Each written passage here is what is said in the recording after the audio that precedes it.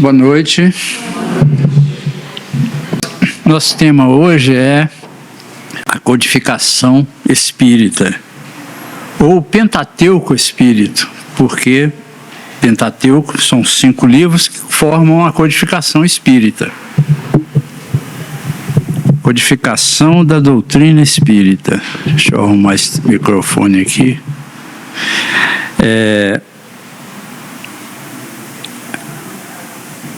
A doutrina espírita, nós sabemos que ela não é uma doutrina dos homens. Por isso o nome doutrina espírita. Quem trouxe essa doutrina para toda a humanidade, para todos nós, foram os espíritos. Então essa doutrina espírita, na verdade, é a doutrina dos espíritos. Allan Kardec foi um codificador. Ele teve a missão de receber essa doutrina, codificá-la, ou seja, organizá-la dentro de um método, de uma metodologia, e disponibilizar para toda a humanidade.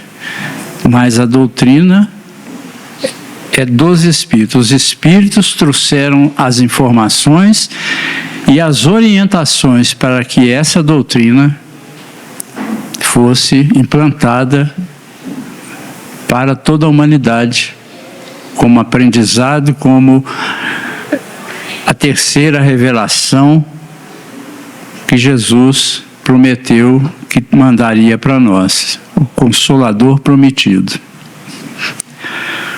Nós sabemos que a primeira revelação foi Moisés, que trouxe as leis mosaicas, as leis que a gente conhece como os 10 mandamentos, que Moisés recebeu no Monte Sinai, e acresceu esses mandamentos de algumas leis que ele criou, leis civis, que serviram para ajudá-lo nessa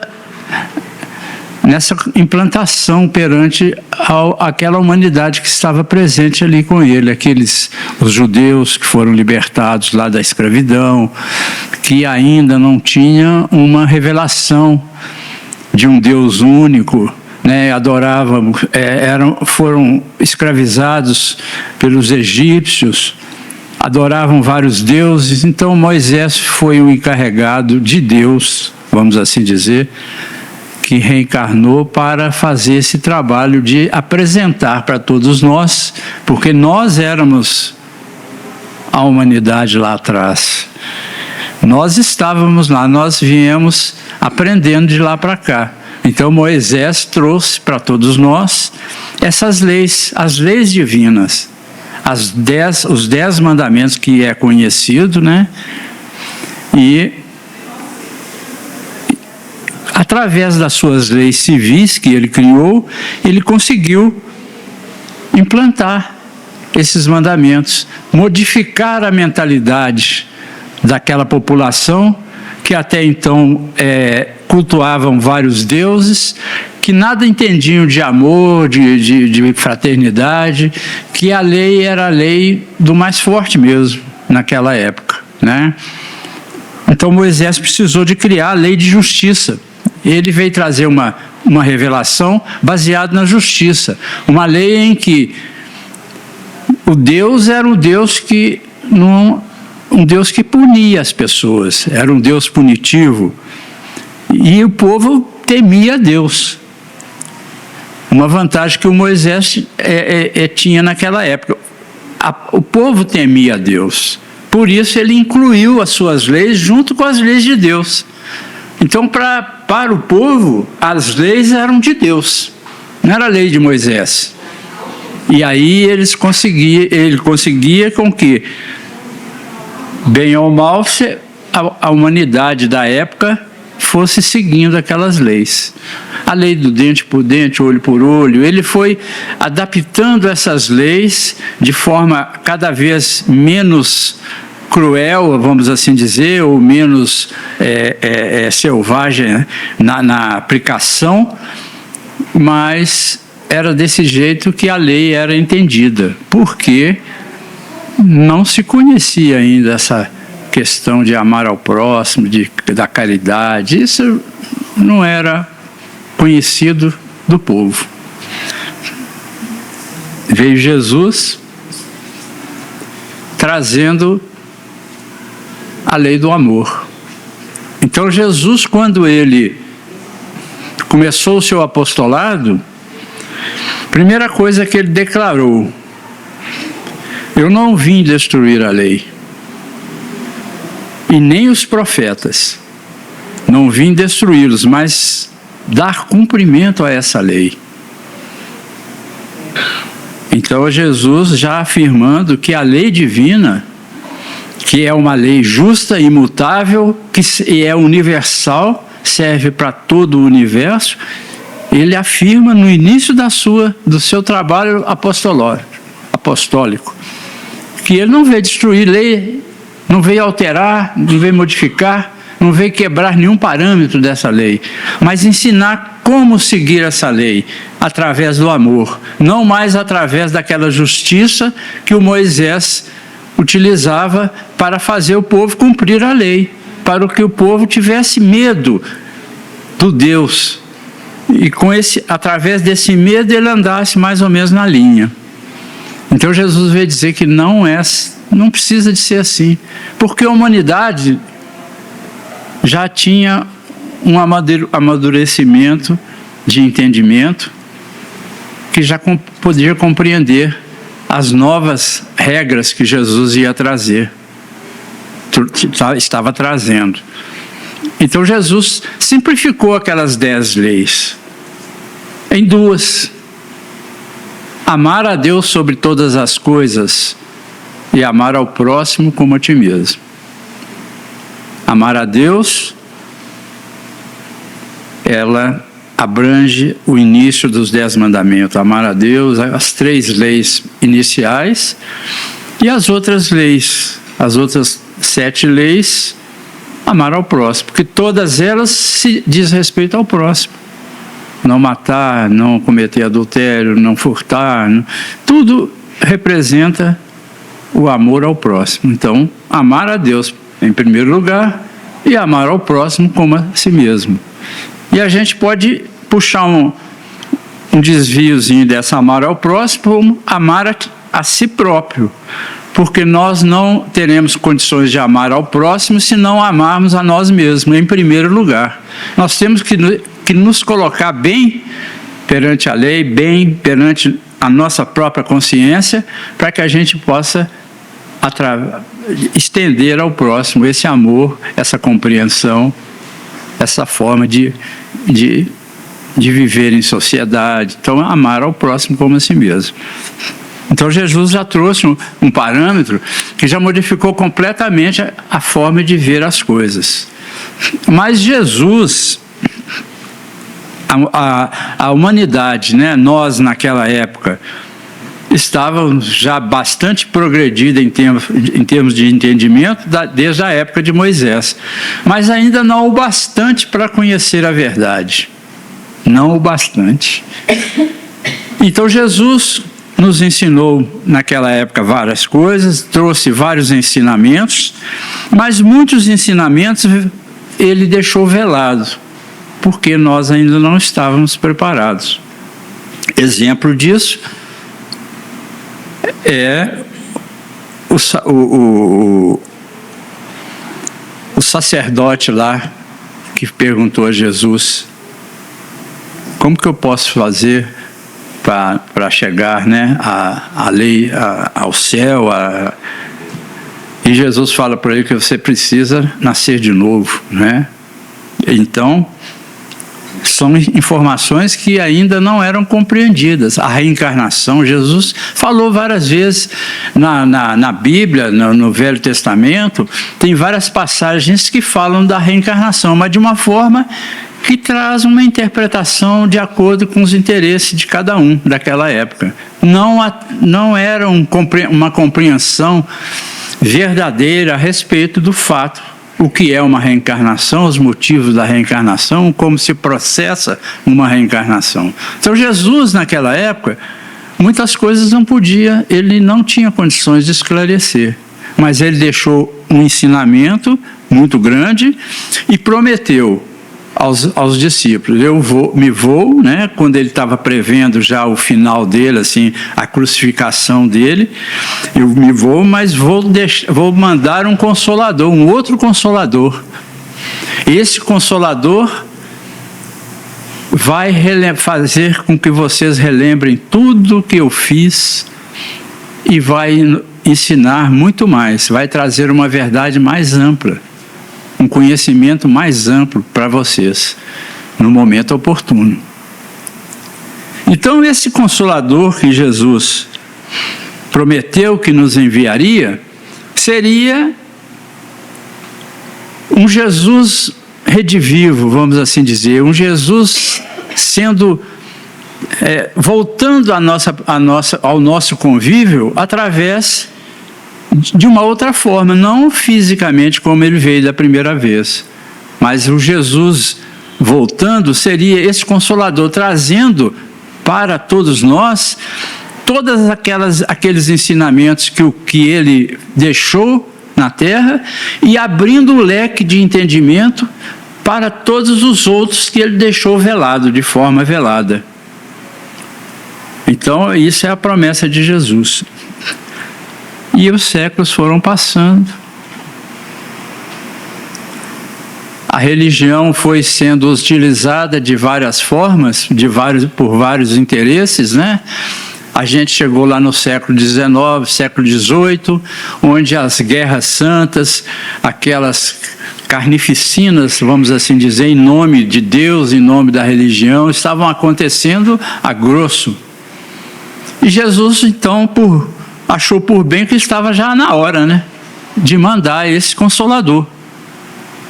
Essa terceira revelação que iria nos chamar de volta ao convívio dele.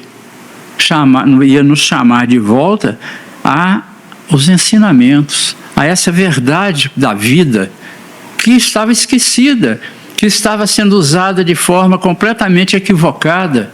Ninguém lembrava mais de Jesus, ninguém lembrava mais do amor que ele pregou, do amar ao próximo. Cada um usava a religião para os seus propósitos, muitas vezes escusos até. Então, a espiritualidade superior começou a trabalhar, porque a espiritualidade superior sempre esteve atenta a tudo que está acontecendo, tudo que aconteceu, tudo que estaria acontecendo naquela época. Então, essa espiritualidade, que se denominou Espírito de Verdade, composto, gerenciado ali, Jesus no comando daquele grupo de espíritos, aquela pleiade de espíritos superiores, acharam por bem, né, Jesus resolveu que estava na hora de trazer o Consolador prometido. E aí começou o trabalho da espiritualidade. Começou de forma a se apresentar, vamos assim dizer. Uma apresentação a todos nós, que até então não sabíamos o que era espírito, o que é uma alma, para que serve. A gente não compreendia bem o Evangelho, qual a importância do próximo, tudo isso a gente não sabia de nada. O que é um mundo espiritual? Nem tinha essa figura, não existia no conhecimento. Então Jesus, essa espiritualidade, começou a fazer o trabalho criando essa base sólida para poder trazer os ensinamentos doutrinários para a terceira revelação. E começaram aqueles fenômenos lá final do século XVIII, século XIX, das batidas na parede da casa lá de Hydesville, onde as irmãs Fox começaram a ser acordadas de madrugada. Eu vou colocar isso numa forma um pouco mais detalhada, porque aqueles que não conhecem nada da doutrina ainda, que estão no início, para ter essa informação, esse conhecimento já mais ampliado sobre a doutrina, né? Então, as irmãs Fox começaram a receber essas batidas na parede, lá da casa delas, lá nos Estados Unidos. Médiuns começaram a surgir, porque sempre existiu a mediunidade, mas os médiuns começaram a surgir, essa mediunidade começou a se aflorar mais em algumas pessoas.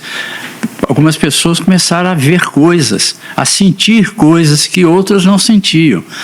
Mas a espiritualidade, ela começou a chamar a atenção, a fazer um trabalho de chamar a atenção para si próprio. Então, batia de madrugada, o pessoal estava dormindo, aí batia nas paredes, aquelas batidas, e a pessoa saía para ver o que era, olhava, não tinha nada, estava tudo quieto. No século XVIII, XIX, final do século XVIII, as casas não eram esse aglomerado de apartamentos, de prédios que a gente tem hoje, mas eram casas isoladas umas das outras, né, uma casa aqui, eram mais sitiantes, né? A sociedade era assim. Então, a casa do fulano ali, ele alertava, chamava os vizinhos, está acontecendo isso aqui, bateu na parede aqui de maneira. Quem está batendo, olhava, não estava, né, em volta da casa, não tinha nada, batida nenhuma. Aí as pessoas estavam dormindo, de repente, as louças lá na cozinha da casa caíam no chão, quebrava aquele monte de louça. E aí a pessoa levantava correndo e ia olhar lá, tinha louça quebrada, não tinha nada, estava tudo certinho.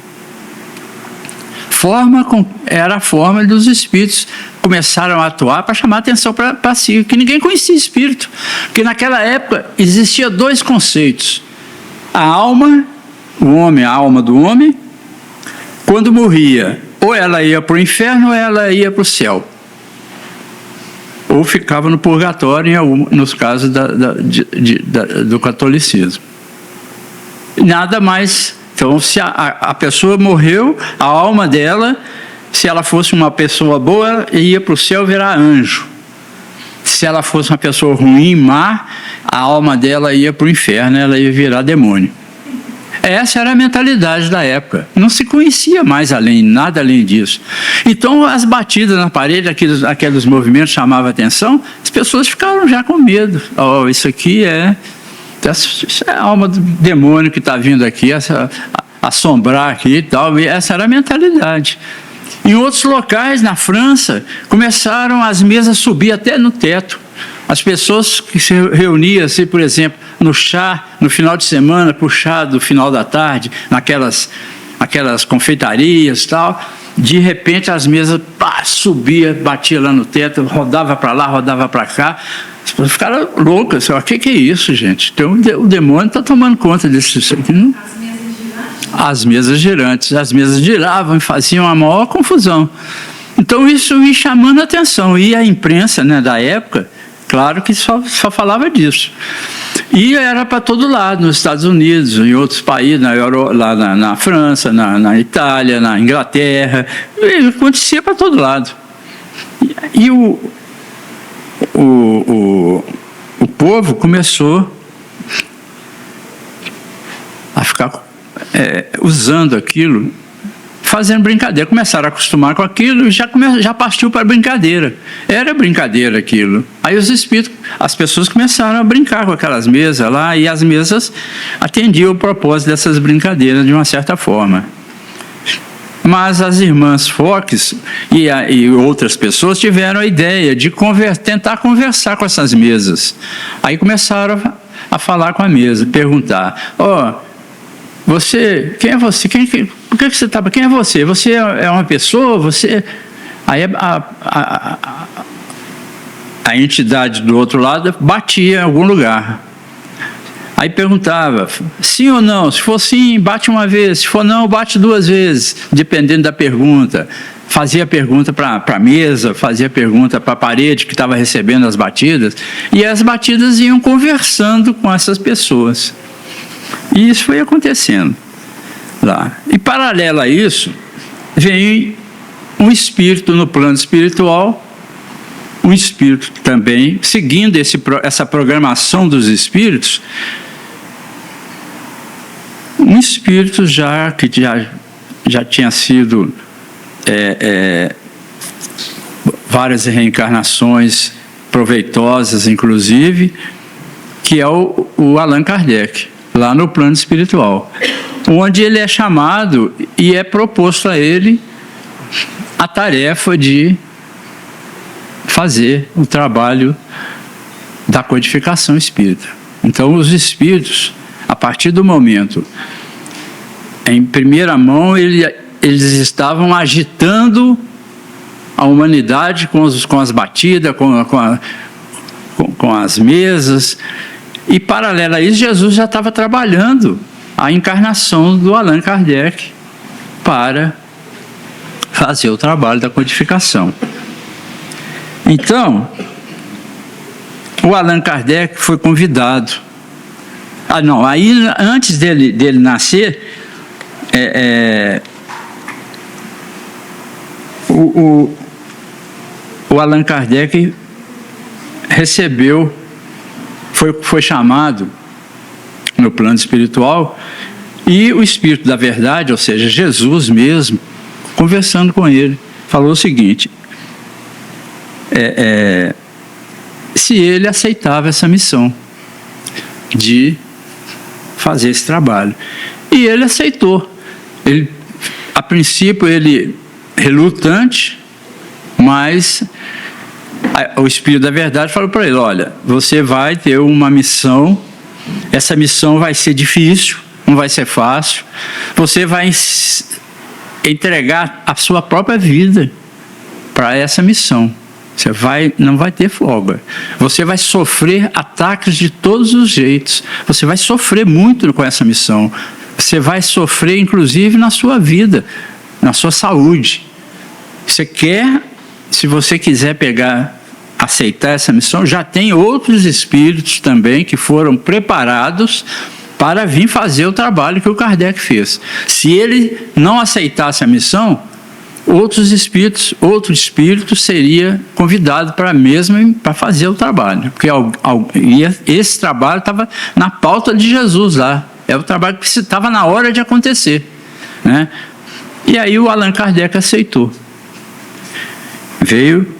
renasceu aqui em 1804, nasceu o Hippolyte Léon Denisard Rivail, professor Rivail, como era conhecido.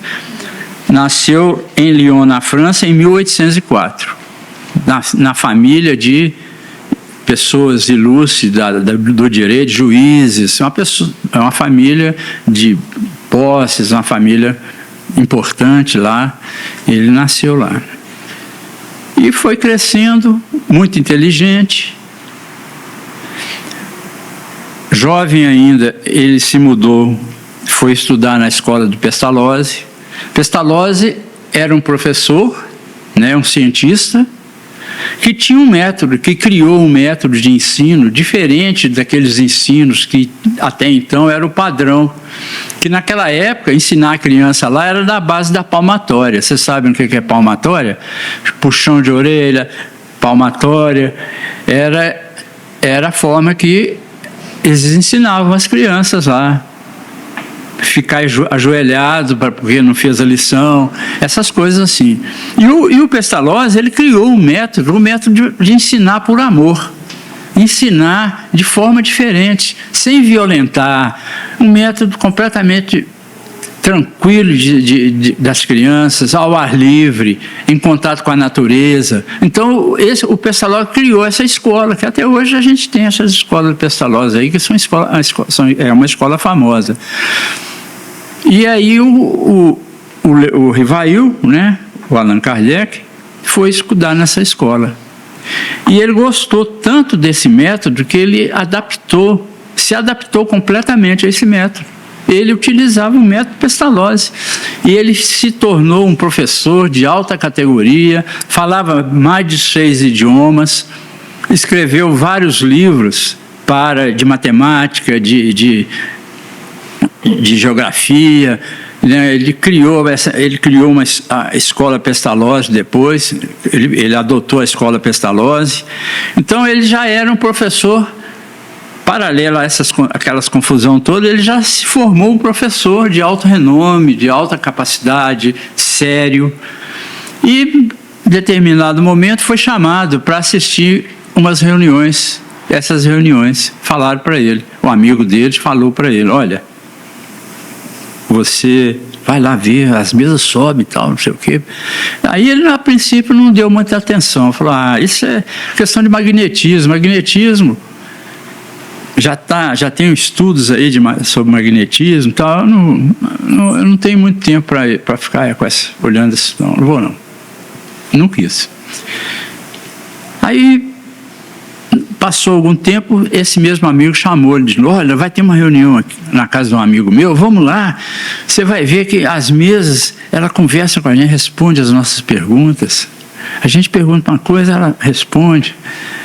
Aí ele tocou um pouco, ele pensou, falou assim: poxa, se as mesas estão respondendo alguma coisa, não é só movimento para lá e para cá aleatório, alguma coisa existe além do que a gente conhece. Uma mesa para responder alguma coisa, para poder, ela tem que ter órgãos, né? Uma mesa simples de madeira é impossível. Aí ele resolveu ir. E aí ele começou a perceber, realmente, ele passou: ó, isso aqui é coisa nova. Isso são coisas que até então nós não temos, nunca aconteceu. Novas leis da natureza estão acontecendo aqui. É coisa para estudo. Ele percebeu, foi além da curiosidade das pessoas. E começou a dar atenção e formular a pergunta para as mesas. Aí as mesas respondiam as perguntas dele. Aí ele perguntou que ele queria falar com aquela pessoa que se denominava Espírito de Verdade. Ele queria falar com ela. E aí, através do médium, o Espírito da Verdade veio falar com ele. E ele perguntou: bom Espírito, eu desejara saber o que pensas da missão que alguns espíritos me assinalaram. Ele ainda estava meio, né? Dize-me, peço, se é uma prova para o meu amor próprio, tenho, como sabes, o maior desejo de contribuir para a propagação da verdade, mas do papel de simples trabalhador ao de missionário-chefe, a distância é muito grande. Eu não percebo que possa justificar em mim tal graça.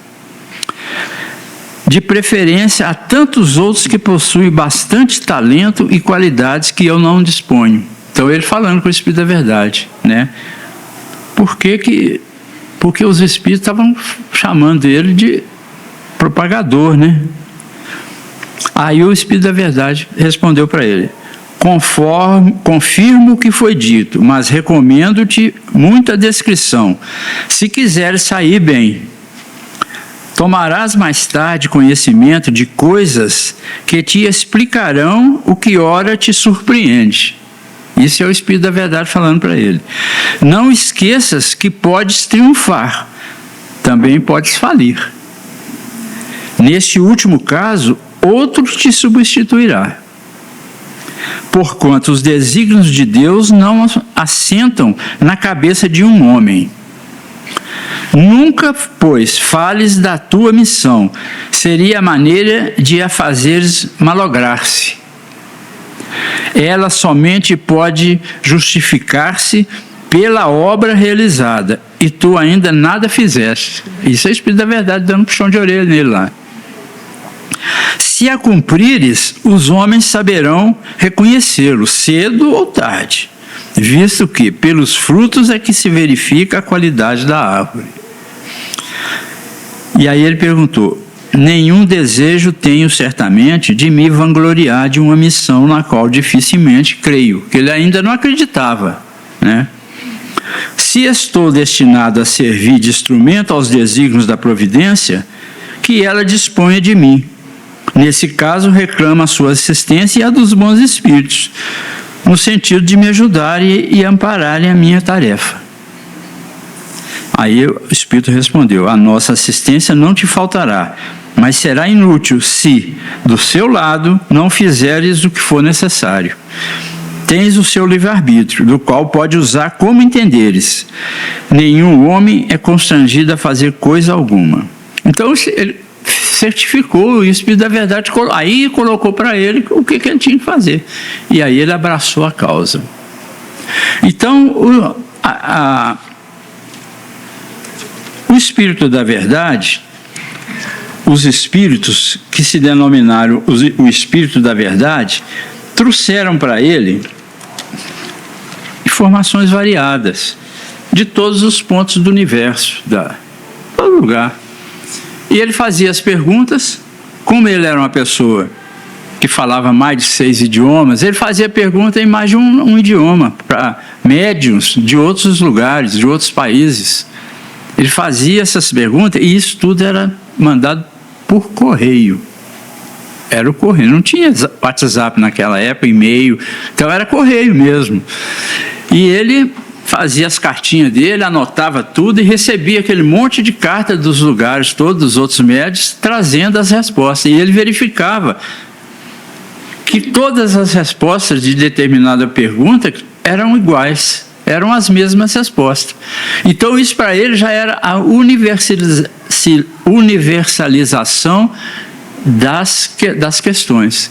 Então, se eu faço uma pergunta aqui, faço até em idiomas diferentes, recebo daqui a uma semana, eu recebo um monte de respostas, todas iguais, eu não posso falar que é mistificação, que é mentira, nem nada. Então, isso é um dos fatores que deram certeza da seriedade do trabalho que ele fazia. Então, preso nessa seriedade, ele era uma pessoa muito séria, e ele começou, então, a fazer, anotar, classificar. Aí o trabalho dele, pessoal dele, é que foi fantástico, né? O trabalho de receber as questões, ler todas elas, analisar o conteúdo, se eram verídica ou não, de acordo com essa forma, a princípio, de que vinha de todos os lugares diferentes a mesma resposta, que ele fazia uma pergunta para o médium lá nas reuniões que ele fazia lá com duas médiums, né, que se prestaram a trabalhar com ele. Ele fazia a pergunta, daí a pouco vinha a resposta de vários lugares. Quer dizer, essa pergunta os espíritos me mandavam através dos médios, respondiam através dos médios lá da França, lá da Itália, lá dos Estados Unidos, e ele recebia as respostas de vários lugares. Isso é uma forma de ter certeza que aquilo é verídico. Espíritos que não eram da turma dos Espíritos da Verdade, vamos assim dizer, espíritos mais inferiores, também se manifestavam, mas ele sabia distinguir uma coisa da outra, pelo teor das informações, hein? Pela coerência das informações, dos fatos. Então ele foi, dessa forma, codificando essa doutrina. Então isso foi em 1850. Quando foi? Aí ele escreveu o primeiro livro, que era o Livro dos Espíritos, que foi em 18 de abril de 1857. Então ele ficou 7 anos. O primeiro contato dele com os fenômenos foi em 1850. Em 1857, ele lançou o primeiro Livro dos Espíritos. E esse livro é um resumo de toda a doutrina, é um resumão que fala de todos os aspectos. A princípio é um livro de perguntas e respostas, perguntas que ele fazia para a espiritualidade e as respostas que ele recebia da espiritualidade, de vários pontos, onde ele catalogava, avaliava a seriedade, todo esse trabalho que ele fazia. Então, a princípio, esse livro tinha 500 e poucas perguntas e respostas. Depois ele foi feito uma segunda edição, foi acrescido, passou para 1019, mais ou menos, que é o total das perguntas e respostas. Mas são de todos os aspectos e assuntos que tem ali. É um resumão da doutrina que ele ia lançar. Então ele lançou esse Livro dos Espíritos. Pronto. Ele já não conseguia andar na rua. Todo mundo parava ele, né? Ele lançou o Livro dos Espíritos. E aí ele lançou um livrinho ele não é considerado um livro da codificação, mas ele lançou um livrinho chamado O que é o Espiritismo? Vocês podem ver que tem aí na biblioteca. O que é o Espiritismo? Esse livro ele lançou para poder ele ter paz. Porque ele saía na rua, todo mundo pegava ele para perguntar as coisas. Ô, Kardec, isso aqui, você escreveu lá no livro, isso aí, o que é o livro dos Espíritos? O que significa isso? O que significa? Porque ninguém conhecia nada ainda. A terminologia do livro dos Espíritos que ele criou, espírito, não existia, passou a existir. Diferencial de alma com espírito, ele falar sobre que já não é mais demônio e anjo, que tinha os espíritos, que tinha o mundo dos espíritos, essas coisas todas que ninguém sabia, está tudo lá no livro dos Espíritos. Então o pessoal estava louco, querendo saber o que é isso, e ele não tinha. Para ter paz, ele escreveu isso. O que é o Espiritismo? Espiritismo é um termo que ele criou também.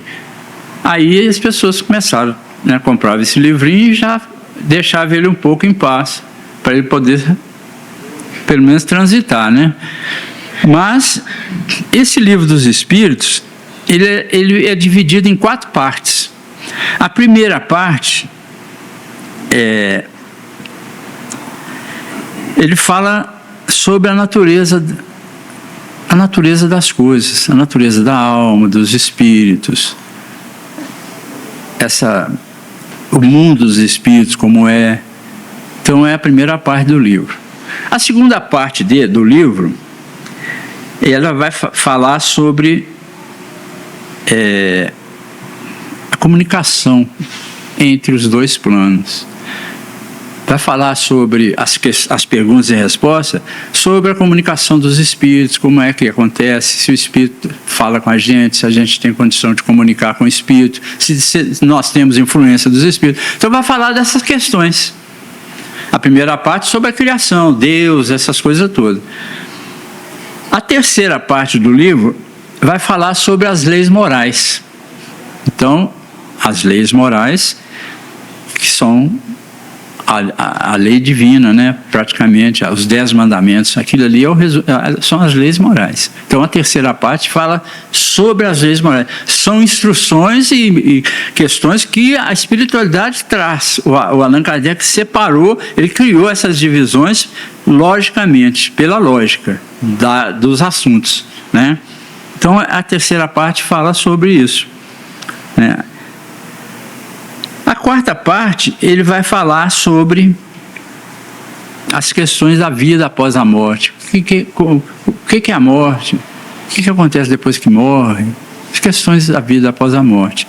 Eu vou para o céu? Existe céu? Vou para o inferno? Tem inferno? Purgatório? Essas coisas. Ele vai falar sobre isso. E a outra quarta parte, a última parte, ele vai falar sobre as recompensas. Se eu for bom, eu falo que eu vou para o céu, mas o que vai acontecer quando eu morrer? Eu sou um espírito bom. E se eu não sou muito bom, sou mais ou menos? E se eu sou um espírito de um assassino, uma pessoa terrível, o que vai me acontecer? Então é a quarta parte que fala. E cada uma dessas partes, ele editou um livro. Então a primeira parte do livro dos Espíritos, né, eu até anotei aqui para... A primeira parte do livro dos Espíritos que fala sobre essa questão onde é que eu coloquei aqui? Das causas primárias, né? Da criação divina, que é Deus, essas coisas todas. E ele lançou um livro chamado A Gênese, sobre os milagres de Jesus, essas coisas todas. O que é um milagre, energias, fluido cósmico. Ele lançou um livro chamado Gênese. A segunda parte, que é sobre as revelações, os espíritos, nós podemos conversar com o espírito, como que acontece isso? Como é que eu falo com os espíritos? Se eu consigo ver um espírito, meu colega aqui do lado não vê. Por que essa diferença? O que acontece? Então, ele... para poder, inclusive, orientar as pessoas que começaram, desde aquela brincadeira com as mesas girantes, porque a partir do momento que ele começou aceitou a tarefa e começou a fazer pergunta e começou a fazer o trabalho, aquelas brincadeiras das mesas girantes, acabou tudo. Os espíritos pararam de se manifestar, porque não precisava mais. E eles se manifestavam naquela, chamando a atenção de todo mundo, até o Kardec até atingir a atenção do Kardec. Uma vez que ele assumiu o trabalho, parou a brincadeira. Aí, agora, as manifestações eram tudo sério. Então, as pessoas começaram a se envolver com espiritualidade. Médiuns começaram a fazer reuniões mediúnicas em casa. Então, isso traz um perigo, de uma certa forma, porque sem orientação e sem conhecimento, como que nós vamos usar a nossa mediunidade com espírito, com mentes, com inteligências que estão lá no plano espiritual, no lado invisível, que nós não sabemos que nível de mentes são aquelas, se são boas, se são mentes do bem, né? Ou se são do mal. Nós não sabemos. Então, a mediunidade, ela não é específica de espírito bom, não. A mediunidade é para a comunicação com os espíritos, seja ele mau ou seja ele bom. O que comanda a qualidade dessas comunicações é a qualidade do médium. Então, o Allan Kardec, sabendo disso, o segundo livro que ele lançou foi o Livro dos Médiuns, já para nos orientar para que, se fôssemos tratar com espíritos, com mediunidade, nós temos que estar estudar para saber o que estamos fazendo, para não ir achando que a coisa é brincadeira, porque pode trazer consequências muito sérias. Então, esse Livro dos Médiuns teve esse objetivo, por isso foi o segundo a ser lançado, porque a partir do momento que começaram a aparecer médiuns de todo lado e falando, recebendo informação da espiritualidade, recebendo comunicação, tornara-se necessário que as pessoas também tivessem conhecimento do que é aquilo, dos riscos que estavam correndo, se não soubessem utilizar. Então, ele lançou o Livro dos Médiuns. Então, uma das características importantes que foi bastante ressaltada é a qualidade moral daquele médium. Porque é através da qualidade moral, da qualidade de vida daquele médium, é que ele vai ser o selecionador da qualidade da entidade que ele vai receber. E espíritos superiores jamais como que eu iria dizer? Jamais estarão presentes em brincadeiras. Espíritos superiores jamais chegarão numa reunião mediúnica onde não existe um sério propósito, onde aqueles médiuns ali não têm um conhecimento e tratam essa conversação entre eles com uma seriedade, com um propósito útil. Eles não brincam mais. Então é preciso saber isso. Mas espíritos ainda, pessoas que têm o dom da mediunidade, mas que não têm seriedade, que são levianos, que querem brincar e fazer gozação com as outras pessoas, também recebem os espíritos inferiores, os espíritos gozadores, os espíritos malfazejos, que vêm aproveitar dessa brecha para trazer informações, para poder trazer estímulos negativos para as pessoas. Então, a qualidade do médium, a qualidade de uma reunião proposta numa casa, uma casa que se propõe a fazer essas reuniões, tem que ser séria. Para isso, o Allan Kardec sentiu a necessidade, que estava na hora, de trazer as leis morais. Então, as leis morais, todas elas são as 10 leis morais, que ele compilou o Evangelho segundo o Espiritismo. Então, o Evangelho segundo o Espiritismo trata da moralidade. É a parte religiosa da doutrina. E ele, lá no Evangelho, no prefácio dele, está escrito lá o seguinte: as religiões estão aí, várias casas abertas, várias religiões, todas elas tratam da comunicação com Deus.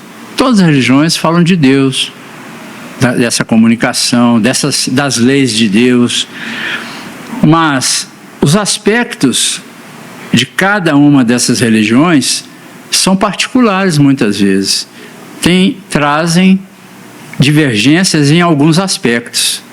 Uma religião difere da outra em algum entendimento, em algum dogma que uma tem e outra não tem. Então isso faz parte das religiões, cada uma diferente da outra.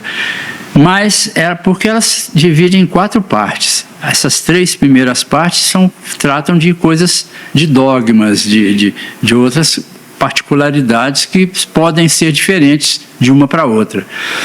Mas a 4ª parte de todas as religiões fala de moral. E todas as religiões, sejam quaisquer que tenham ideias a respeito de Deus, a respeito da vida após a morte, seja lá qual for, nessa questão da moralidade, nenhuma se diverge uma da outra. Todas as questões morais em todas as religiões são iguais. Falam do que o homem de bem, que tem que amar o próximo, que tem que fazer caridade, todas elas. Então, essa questão o Allan Kardec colocou, criando o Evangelho segundo o Espiritismo. O Evangelho segundo o Espiritismo traz Jesus em toda a sua plenitude. Tudo aquilo que Jesus transmitiu para o povo, vem trazendo para nós, explicando as entrelinhas, tirando o véu das parábolas, vamos assim dizer, né? Que Jesus falou muito sobre parábolas. Aí você lê uma parábola, o Evangelho segundo o Espiritismo traz lá a interpretação, o que nós temos, né? Nos orienta a focar em determinados aspectos daquela parábola, trazendo para a nossa vida, para a vida cotidiana, né? Os versículos todos. Então, o Evangelho, o Espiritismo, conforme disse Jesus, ele vem com essa revelação trazer aquilo que ele falou para o povo na época. E muito mais, que são esses véus que foram retirados, as explicações mais sérias. Então, esse Evangelho segundo o Espiritismo, ele vem com esse propósito. E aí, o Allan Kardec continuando a escrever, né? Fazia lá os seus propósitos. E olha que a espiritualidade, orientando o Kardec e acompanhando o trabalho dele. Tem um caso que o Allan Kardec relata o seguinte, que determinado dia determinada noite lá na casa dele, ele ouviu os batidos nas paredes lá. Bateu, fez um barulho lá. E ele chamou a esposa dele. Está escutando? Ela falou, estou. O que será isso? Vamos dar uma olhada. Aí ele saía, olhava a casa toda, não tinha nada, né? Como se fossem os batidos do início. Então, deixa quieto. Não sabe o que é. Na primeira reunião que ele fez lá, mediúnica, ele perguntou, vocês estão batendo na minha casa, lá na parede, lá de madrugada? Por quê? Aí o espírito falou, sim, estamos, chamar sua atenção. Mas o que é? Não, o Espírito da Verdade vai falar com você. O seu mentor, o mentor do Kardec era o Zéfiro, um espírito chamado Zéfiro. Ele vai falar com você. Aí ele falou com ele, olha, nós estamos querendo te alertar que entre as suas anotações você cometeu um erro. Você colocou lá uma situação que ela não é verdadeira, que ela está equivocada. É preciso que você vá naquele capítulo tal e reveja o que você escreveu.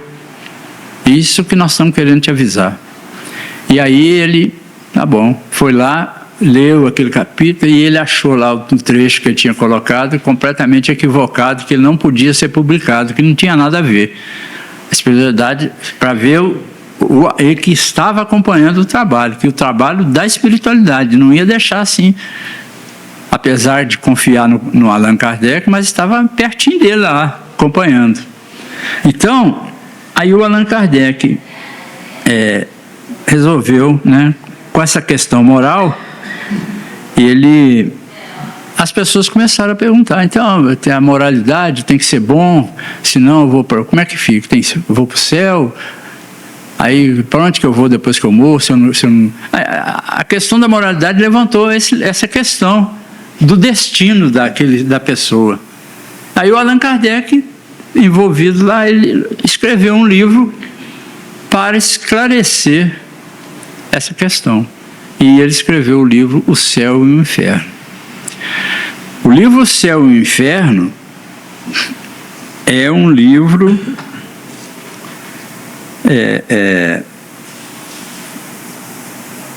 que poucas pessoas leem. E é um livro muito importante, porque ele nos orienta, ele é um guia para nosso comportamento, para a nossa vida. Porque ele traz essas questões do após-morte, ele traz essas questões do sofrimento do espírito. Ele traz a questão de que se eu desencarnar, eu vou passar um momento lá no plano espiritual, revivendo a minha reencarnação, e vou sofrer muito, porque a minha consciência vai estar na minha frente, eu vou estar de frente de mim mesmo, como um espelho, revendo tudo que eu fiz, revendo todas as minhas atitudes, revendo todas as pisadas de bola que eu dei, que eu combinei fazer uma coisa e não fiz. Então, aí vai vir um sofrimento, arrependimento, tudo isso, e eu vou... Então, esse livro Céu e Inferno vem trazendo as orientações, explicando os motivos, por que eu vou sofrer assim. Se você continuar agindo de forma equivocada, você vai ter realmente um momento, grande ou pequeno, de sofrimento depois do seu desencarne. Então ele vem falando, nos orientando, para que nós nos preparemos para esse momento de retorno ao mundo dos espíritos, que é a nossa pátria verdadeira. Sem julgamento de Deus, né? Não há punição, há esclarecimento. Sim, mas é nós sendo o nosso próprio juiz, entendeu? Mas aí, para fortalecer mais essas explicações, né, que estão lá no livro, essas orientações, esse livro ele é de duas partes. O livro Céu e Inferno. A primeira parte é todo esse esclarecimento teórico, vamos assim dizer. E a segunda parte são esclarecimentos práticos, onde ele traz espíritos de todas as categorias para trazer os seus próprios depoimentos. Então, o espírito que é de um assassino daqueles bravos, que foi morto numa pena de morte porque é um assassino bravo, ele está lá dando o depoimento dele, falando, olha, quando eu desencarnei, cheguei aqui, passei por isso.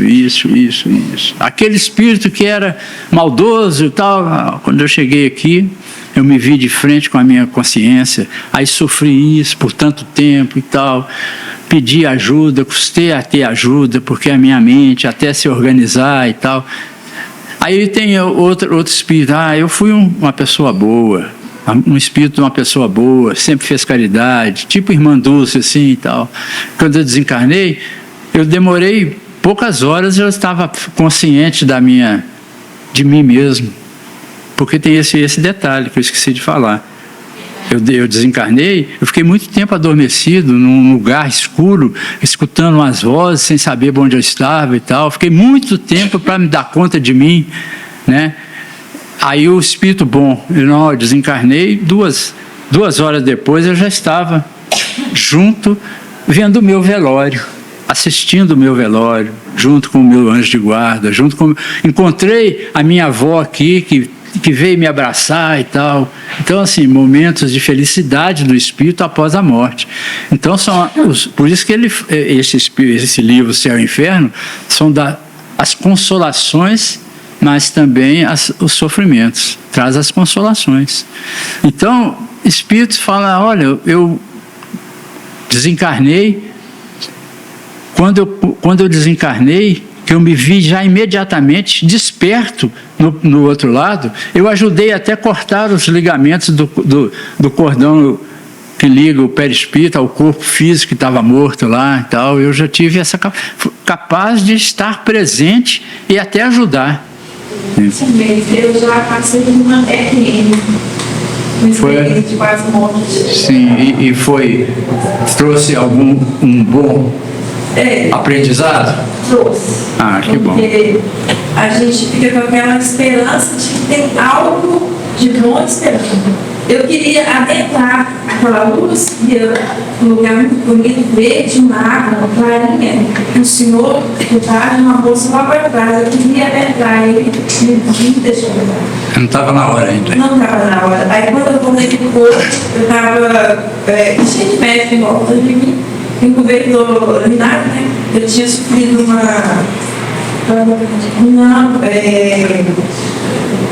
um choque pulmonar. O sangue estava perdendo, né? Sim. A partir daí foi descoberto e eu fiz a cirurgia e fui curada. Tá vendo? Você é protegida. Sim, eu tive uma imensa alegria, eu lembro muita felicidade. Né? Então, é motivo para a gente não ter medo da Não morte. tem medo. Porque Deus é justo e bom. É, Então, aquilo que nos espera, Deus já sabe o que é, já está preparado. minha vontade de dar ficar, ele não tocar, né? Mas tem a hora certa. Sim, mas essas coisas acontecem no momento necessário, muitas vezes, né? Para ajudar o espírito a se fortalecer. Porque a gente volta de uma situação dessa, a vida física, com mais ânimo, talvez, com mais esperança, né? Mais esperança. Eu acho isso A fantástico. gente não está sozinho. Não, nunca. Né? Então, esse livro, O Céu e o Inferno, traz essas orientações, falando que nós não estamos desamparados. Nós estamos, Deus está sempre nos orientando, nos apoiando, nos ajudando, mas o que depende é de nós seguirmos as regras. Né? A lei dele está aí. Se nós seguirmos a lei, né, estaremos sempre amparados. Mesmo se não seguirmos, a gente é amparado, porque nada fica no além. Deus é misericordioso. Sim, é isso aí. Deus e toda a espiritualidade, né? E não tem que ser perfeito, né? Não é necessário ser perfeito. Perfeitidade, não é. É isso. A orientação é respeitada de acordo com a nossa tradição. Então as coisas acontecem ao seu bom grado. Vai acontecendo. A gente tem só que ter paciência e ânimo. Né? Então, depois de escrever O Céu e o Inferno, o Allan Kardec, essa parte de céu, inferno, ele achou necessário lançar a questão das causas primárias, dos milagres de Jesus. Né? Porque lá no Evangelho trata de Jesus fazendo milagre, curando o cego, o paralítico e tal. E ele lançou então o livro A Gênese, que traz as questões dos milagres, mostrando essa nova lei que a espiritualidade veio trazer para nós, uma lei nova que até então ninguém conhecia, a lei dos fluidos. Né? A lei do fluido cósmico universal, a manipulação desses fluidos que os espíritos superiores conseguem fazer através do seu próprio desenvolvimento intelectual. Eles conseguem manipular esse fluido cósmico, porque tudo é feito do fluido cósmico. Tudo, nada está fora do fluido. Nosso corpo físico, nosso corpo espiritual, tudo é feito do fluido cósmico. Então, manipulando esse fluido cósmico, a gente começa a lidar com uma lei diferente, uma lei nova, as leis do mundo espiritual. Então, através dessas leis do mundo espiritual, as coisas podem acontecer que a gente nunca imaginou, que a gente nunca viu. Por isso Jesus diz: vós podeis fazer tudo que eu faço, e muito mais, porque é uma questão só de se capacitar a poder entender e manipular esses fluidos. E Jesus manipulava esses fluidos. Então Jesus, como ele disse, ele não veio derrogar as leis, ele veio cumprir as leis. Então Jesus curava os paralíticos, curava quando estava já em condições de ser curado. Jesus não derrogava a lei. A lei de causa e efeito é uma lei divina. Jesus não ia... Se Deus, a lei de Deus, a lei de causa e efeito, determinou que determinado irmão nascesse faltando aleijado, sem conseguir andar. Jesus simplesmente ia lá e eliminava essa lei. Ele jamais ia fazer isso, porque a lei, ele não derroga a lei, mas ele veio para nos consolar e nos ajudar. Se aquela expiação que aquele irmão está passando, ela já chegou ao seu termo, se ela já cumpriu o papel na vida daquele irmão, essa expiação não justifica mais acontecer com aquele irmão. Então Jesus, nesse momento, curava. Mas se aquela expiação ainda não tivesse cumprido o papel determinado para aquele irmão, Jesus não curava. Jesus orientava para que ele tivesse fé, para que ele orasse, para que ele mudasse de comportamento, mas não curava. Ele deixou de curar várias pessoas, porque não estava na hora.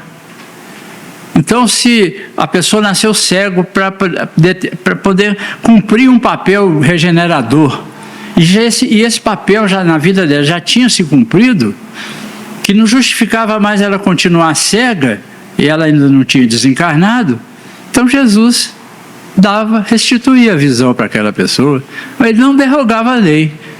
Por que ele restituía a visão? Porque ele sabia fazer as manipulações fluídicas que regenerava os órgãos do perispírito, os órgãos do corpo físico daquela pessoa, através da manipulação desses fluidos. É o que acontece conosco. O passe magnético é uma manipulação de fluidos. Você vai lá na cabine, os espíritos estão te analisando, vendo que você está com um probleminha de uma energia negativa que está ali no seu pulmão ali, alguma coisa que você fez que está ruim, né? E aí vem a espiritualidade, manipula os fluidos de acordo com as energias que você precisa para eliminar, ajudar aquilo ali. Aí você toma o passe, aquelas energias vão lá dar uma limpada naquilo. E você sai dali bem. Claro que se você não modificar os propósitos da sua vida, aquilo que aconteceu volta a acontecer. O que você foi curado ali no passe não vai ficar eternamente. É só até o momento que você continua seu caminhar. Se você mudar o seu propósito, aquilo não volta mais. Mas se continuar do mesmo jeito, amanhã você está com aquela coisinha aparecendo de novo lá. A reforma íntima. Essa é a codificação de Kardec. Depois, Kardec faleceu em 1869, de um mal súbito. O Kardec viveu alguns anos além da data prevista para ele desencarnar, porque a espiritualidade deu um prazozinho a mais para ele terminar a obra dele. Então, Kardec, ele criou a Revista Espírita lá no século, logo após o Livro dos Espíritos, 1800 e pouco. Ele criou a Revista Espírita, que é um semanário, uma revista mensal, que nós temos aqui até na biblioteca, todos os capítulos dela, todos os meses dela, né?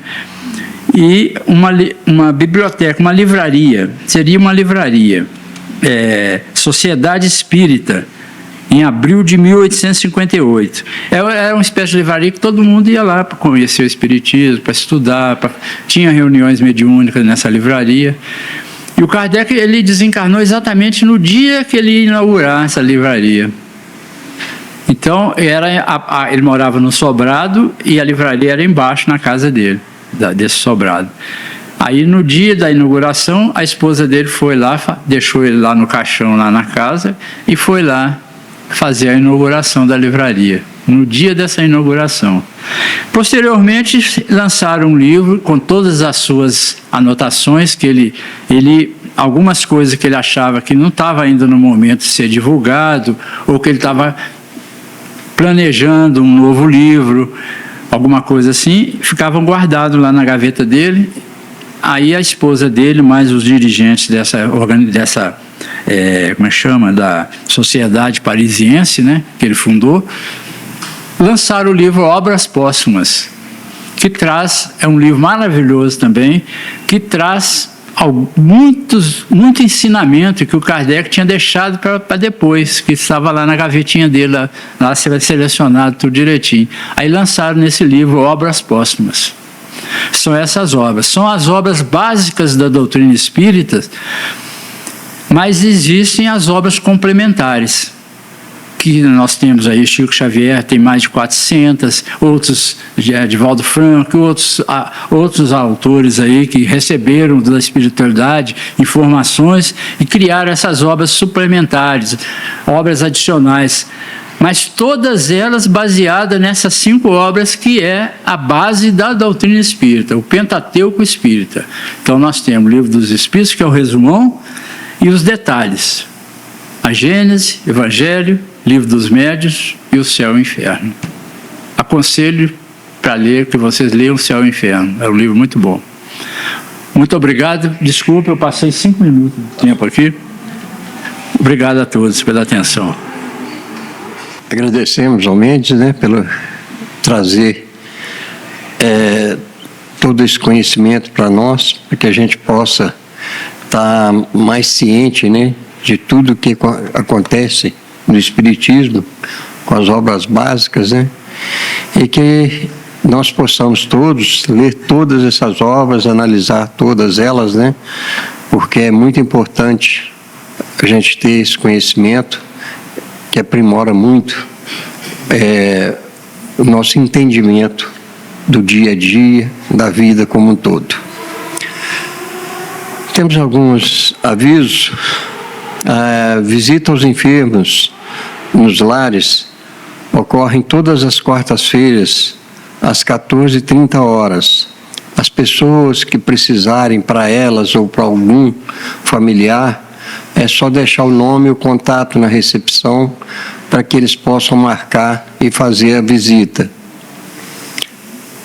Nós temos as segundas, quartas-feiras, durante a reunião, o atendimento fraterno. Aqueles que desejarem o atendimento fraterno têm que, até às 19h30, deixar o nome na recepção. E temos a orientação espiritual, que ocorre todas as quartas-feiras durante a reunião. Também, até 19h30, dar o nome na recepção e as pessoas serão chamadas durante a reunião para receber essa orientação espiritual. Nós vamos fazer a prece final e tão logo terminemos, aqueles que sentirem necessidade de tomar o passe, é só se organizar em fila aqui à direita. Lembrando que a gente, estando no salão, em qualquer parte da casa, a gente já está recebendo muitos fluidos que nos são benéficos, né? Mas se sentirem necessidade, podem ficar à vontade. Então, vamos elevar nossos pensamentos a Deus, fechar nossos olhos, buscar a pacificação de nossos corações, pedir ao Divino Mestre que nos ampare na nossa caminhada, nos fortaleça, para que possamos ser cada dia melhores, para que possamos acatar todos aqueles ensinamentos que Ele deixou e que nos fazem amar o nosso próximo e amar a nós mesmos. Vamos agradecer ao nosso Divino Mestre pela oportunidade de adquirir mais conhecimentos e pela oportunidade de estar sempre crescendo na fé, no amor e na caridade. Seja conosco, Jesus, hoje, agora e sempre, que assim seja. Uma boa noite a todos e que todos possam retornar em paz aos seus lares.